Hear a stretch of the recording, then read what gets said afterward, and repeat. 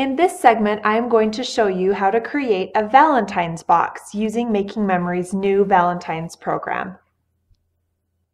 For this Valentine's gift, we are going to Mod Podge some of the Jetador paper on our box. And you can get these boxes, just a generic craft box at a craft store. And you're going to cut the paper on the box. It's just going to vary depending on how big your box is. So you're going to just kind of eye it and cut it to size. And then we are going to Mod Podge the paper on the box. And I am just using kind of a foam brush applicator. You're just going to put that on. Can be kind of generous with this glue. So not only are you going to use the Mod Podge as your adhesive, but we're also going to kind of seal it by putting the Mod Podge over the paper when you're done. And you can wait for it to dry, or you can do it at the same time. I like to do it at the same time.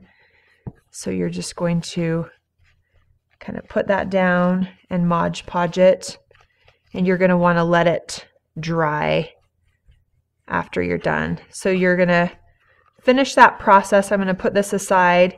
You're going to do that for all 4 sides of your box, and then you can start on your lid. So I'm going to set this aside, and we're going to Mod Podge the lid. Again, I'm going to kind of be generous with the glue here, the Mod Podge.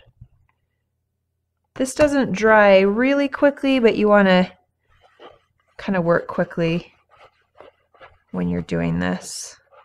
And it does dry clear, which is nice. You just want it to be pretty wet when you do that.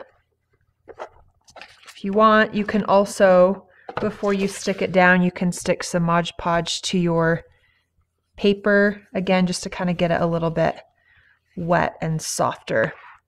So we're going to put that down just like so.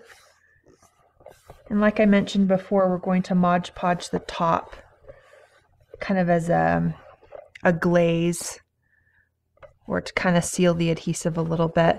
You can also use a glue stick to glue the paper down if you don't want to use the Mod Podge as your adhesive. So there's a couple different ways you can go about getting your paper on.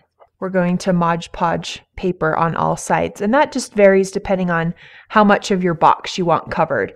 So once your box is done and drying, you will end up with a box like this. So you can go ahead and put the top on. As you can see, I've added some embellishments.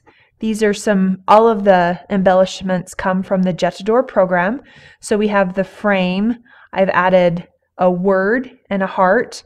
I've added some ribbon. You can never have too much ribbon on your projects.